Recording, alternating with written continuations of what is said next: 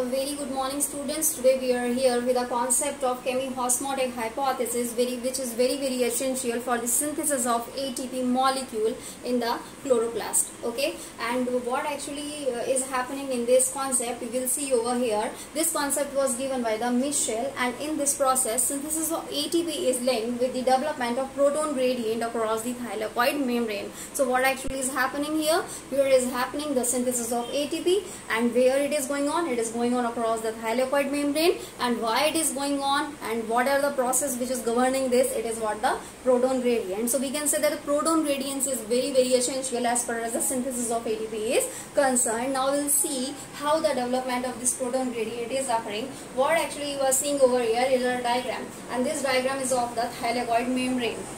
Okay, and in this diagram you are seeing certain complexes, and what are these complexes we will see over here.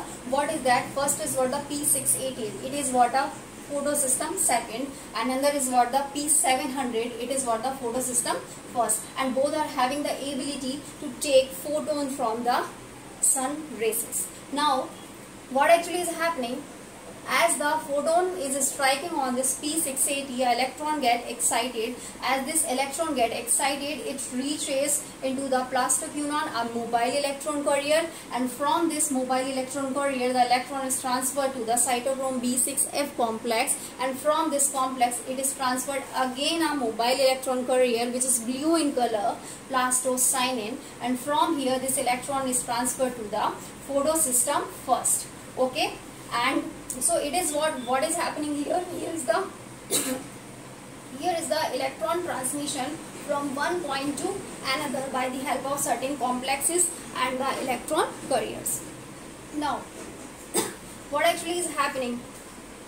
As the photon is striking on this P680, electron get excited, and as the electron get excited, here is the deficiency of an electron. Now this deficiency we will see how it's going to be fulfilled. Okay, so electron from here is transferred to here and so on. Now the deficiency which is coming over here, how it is going to be fulfilled? We are having a water harvesting complex. This water harvesting complex is going to do what? It is going to do splitting of water. As the water is going to be splitted into its subsequent ions, the electron is transferred to P680. So as the deficiency hole is fulfilled by the help of these electrons. Okay, so this is how the whole process is going on. And where the water harvesting complex is located, it is located into the luminal side of the chloroplast. Where it is located? Into the luminal side of the chloroplast. Remember this thing. Another thing is that what actually is happening with these protons or hydrogen ion.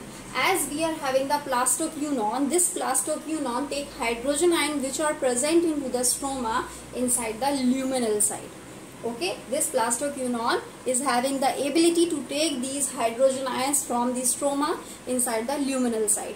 As the protons are taken up from the stroma into the luminal side, the concentration of these protons ions are going to be inside into the lumen. As the concentration of these hydrogen ions are going to be inside, what actually is happening? The pH is going to be reduced, so it making the acidic medium. Another thing is that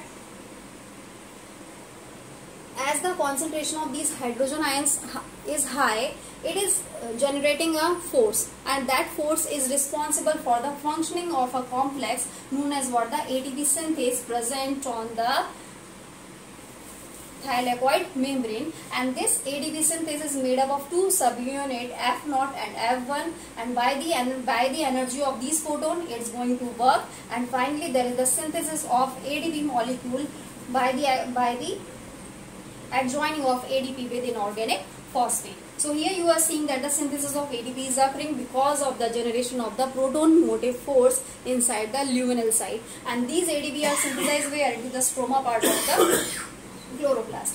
From here what actually is happening? Again hydrogen is synthesized. This hydrogen will reach towards the enzyme, and this enzyme is situated where? Nearby the P700 into the stominal side.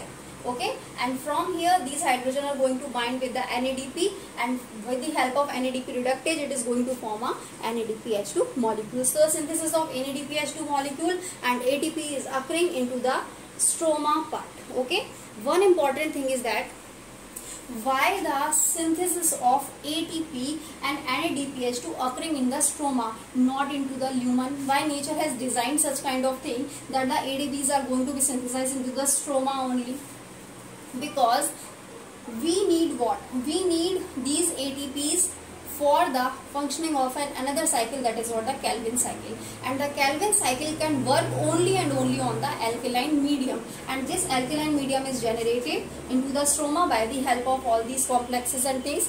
That is why these all are present on the stromal side of the chloroplastic membrane. So it is the concept of the chemiosmotic hypothesis. One question can be asked in your competitive examination, and that question is simply how the development of this proton gradient is occurring. So it is occurring because of the accumulation of protons into the lumen, decrease into the pH of the lumen, and decrease in the proton number into the stroma. These are the three factors which are responsible for the development of the proton gradient across the membrane, and that is responsible for the generation of the ATP molecule. So it is all about the chemiosmotic hypothesis. Another thing is that if you want to get this diagram, you can see it into the description box where I am giving the PDF of this particular.